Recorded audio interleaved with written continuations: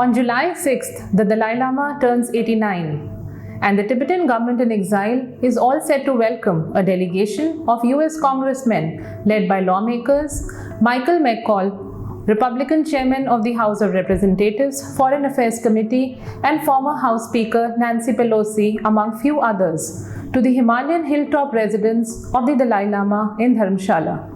The meeting comes in the backdrop of the giant leap in American support to the Tibet cause, with the lawmakers throwing their weight behind the Resolve Tibet Act that has been sent to the White House for President Biden's approval.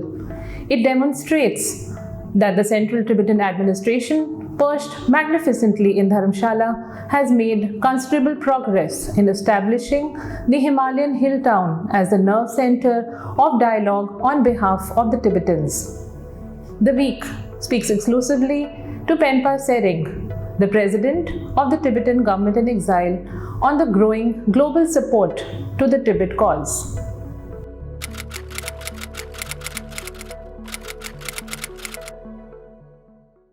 So some years ago, I was telling our American friends when China announced its air defense identification zone. Even at that time, I told them when they can claim the air, they will claim anything underneath that.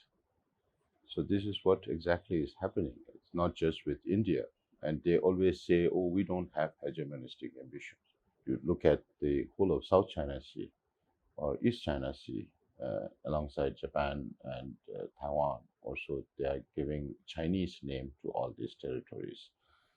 So this is to redefine history, remove the historical background behind those, and claim these territories as its own. So China denies everything, denies territorial hegemonistic ambitions, denies overcapacity.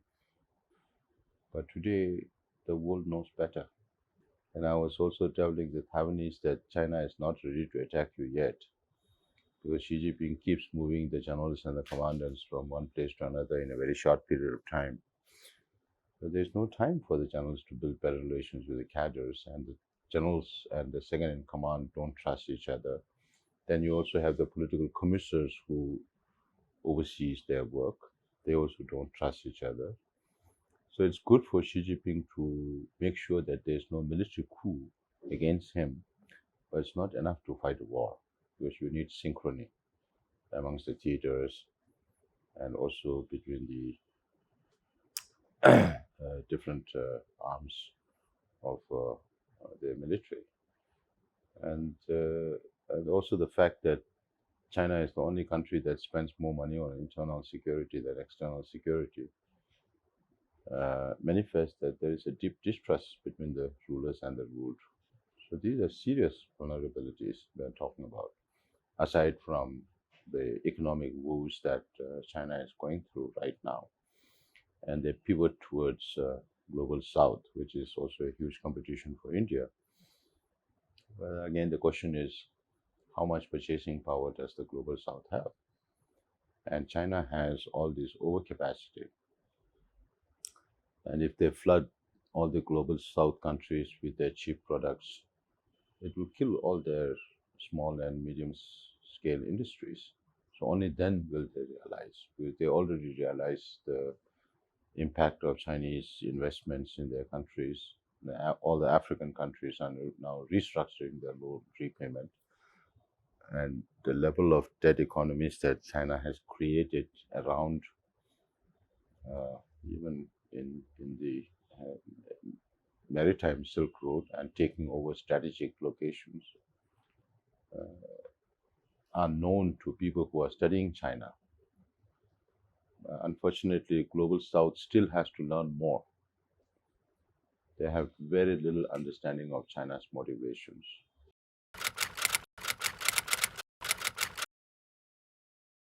So way back in 1949, just after communism took over China, in 1950, they invaded Tibet. That was part of their hegemonistic ambition. Now they claim parts of Indian territory as southern Tibet in Arunachal Pradesh. But we Tibetans were the signatories to the 2014 Simla Agreement that defines the border between India and Tibet through the McMahon Line. And we are happy with that.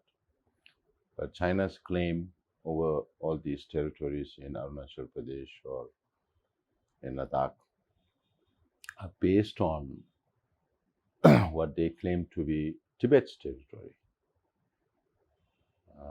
It's not just that, they have now started renaming all territories, including in Arunachal Pradesh. So far, India has continued to follow what they have been following over many decades. The only change is that India does not repeat the statement anymore. And as I always say, India knows best. We also understand that India or any other country will not leave aside their national interests for the interests of Tibet. But unfortunately, China is pushing India more towards the West because of its behavior. Again, when I talk about behavior, I'm not just talking about the territorial thing. My contention is, right now, the question is who needs who more? Whether China needs India and the Western world more, or the Western world or the democratic world needs China more. So as long as you keep giving more business to China, China will keep growing. And right now, there is no sign of China attempting to make a move towards more openness and how do I say, become a responsible partner in the global community, and particularly in Europe and Americas. You get this feeling that you cannot make China more powerful than what it already is.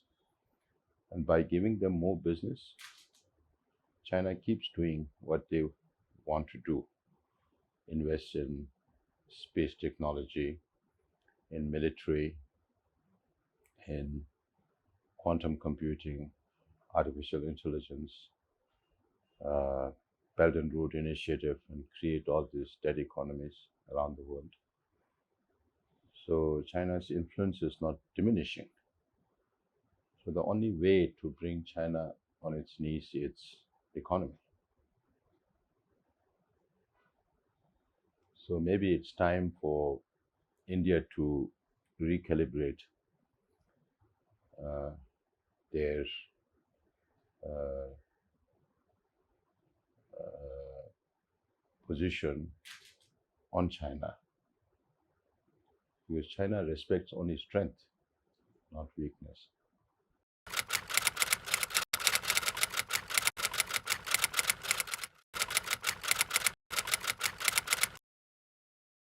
We have been working very closely with the US Congress over the last 1.5, 2 years to move this bill called the Tibet Resolve Act, which talks about countering China's disinformation on Tibetan history.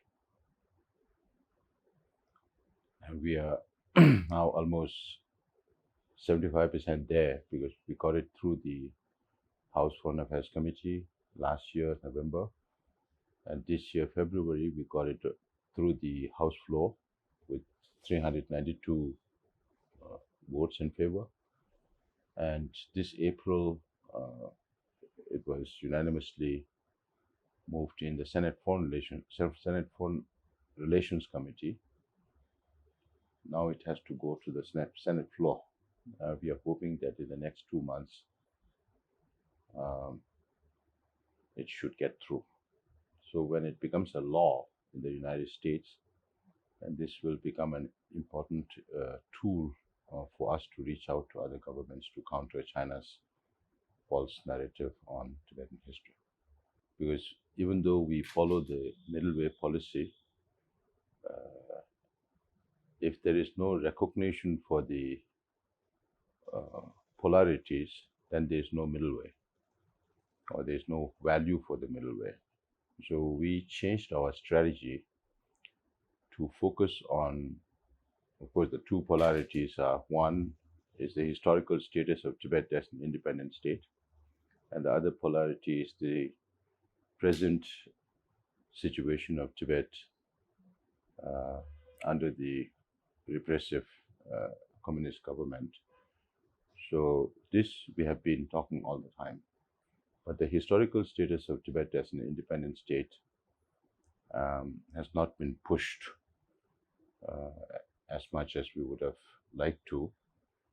And China has been asking every country to say that Tibet is part of PRC. That is why now we reach out to governments and tell them that if you keep repeating the statement that Tibet is part of PRC, you are going against international law. Because whether it's happening to Ukraine today or it happened to Tibet 74 years ago, it was the same international law.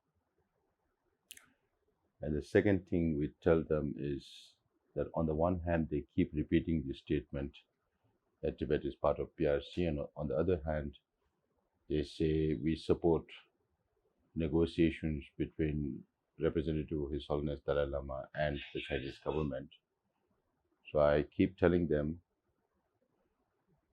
that you are contradicting yourself, because you are removing the very ground for negotiation when there is no recognition for the historical status of Tibet as an independent state.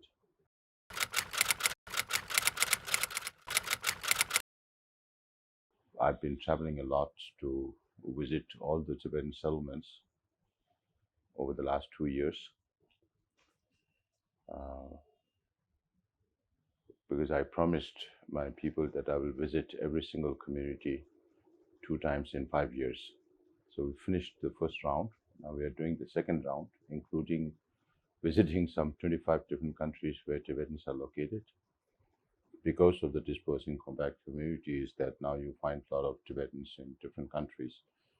And that is why we created this platform called the Voluntary Tibet Advocacy Group, where every Tibetan can join in advocating for Tibet. Even now, His Holiness keeps reassuring us that he will live for another 2 decades and more. And as I mentioned before, also there were propitious pre-signs that this Dalai Lama would live very long. So I tell our Chinese friends, let us see whether communism outlives the Dalai Lama or His Holiness outlives communism. Because the way Xi Jinping is going now, and if you listen to him, he talks about rise and falls of empires.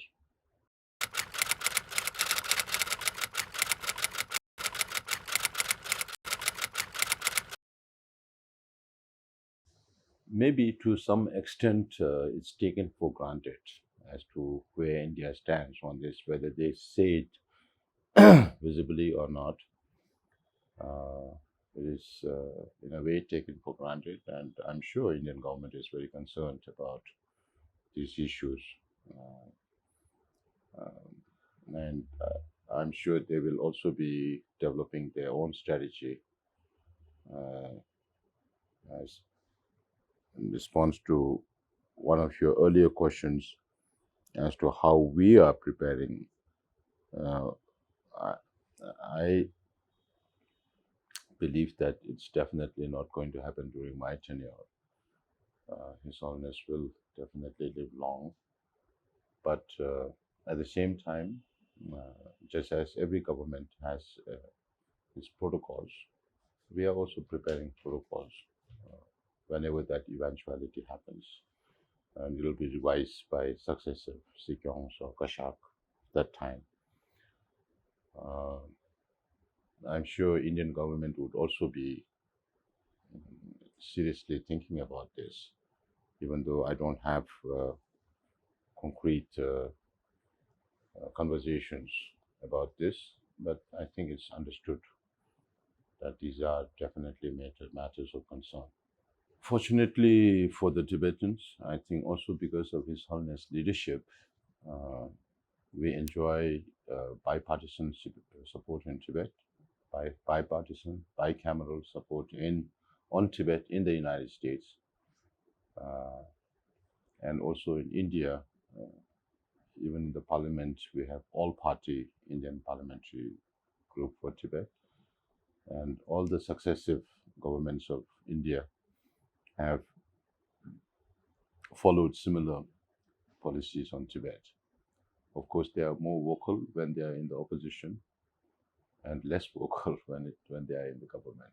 But they all have the same thinking and support for Tibet.